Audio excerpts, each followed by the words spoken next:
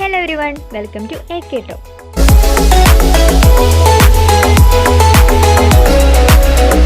ഇന്ന് നമ്മൾ ഡിസ്കസ് ചെയ്യാൻ പോകുന്നത് ആഫ്റ്റർ +2 സയൻസിന് ശേഷം എന്തെല്ലാം സാധ്യതകളാണ് നമുക്കുള്ളതെന്നാണ്.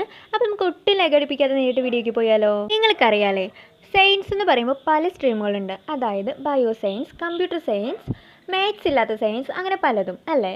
അപ്പോൾ നമുക്ക് ഇന്ന് കമ്പ്യൂട്ടർ സയൻസിനും ബയോ സയൻസിനും എല്ലാം തന്നെ പോകാവുന്ന അവസരങ്ങൾ നമുക്ക് നോക്കാം. ഓക്കെ, തന്നെ +2 ബയോ സയൻസിന് ശേഷം പോകാൻ പറ്റിയ അവസരങ്ങൾ നമുക്ക് നോക്കാം.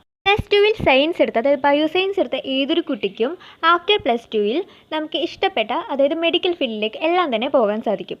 അതായത് MBBS, BDS, അതേപോലെ BAMS, അങ്ങനെ എല്ലാ നഴ്സിംഗ്, അങ്ങനെ എല്ലാ മെഡിക്കൽ ഫീൽഡിലേക്കും പോകാൻ സാധിക്കും. ഇനി നിങ്ങൾ സയൻസ് എടുക്കുമ്പോൾ ഫിസിക്സ്, കെമിസ്ട്രി, മാത്സ് ഉള്ള സയൻസ് ഏതെടുത്താലും നിങ്ങൾക്ക് BTech കോഴ്സുകളിലേക്കെല്ലാം തന്നെ പോകാൻ സാധിക്കും.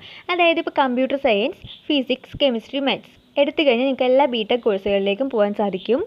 അതേപോലെ biology, physics, chemistry, maths, biomaths എടുത്തു കഴിഞ്ഞാൽ നിങ്ങൾക്ക് എല്ലാ BTech കോഴ്സുകളിലേക്കും പോകാൻ സാധിക്കും. നിങ്ങൾ ഇത്ര മാത്രം ശ്രദ്ധിച്ചാൽ മതി. നിങ്ങൾ ബയോളജിയുള്ള സയൻസ് എടുക്കുകയാണെന്ന് വെച്ചാൽ നിങ്ങൾക്ക് മെഡിക്കൽ ഫീൽഡിലേക്ക് എല്ലാം തന്നെ പോകാൻ സാധിക്കും.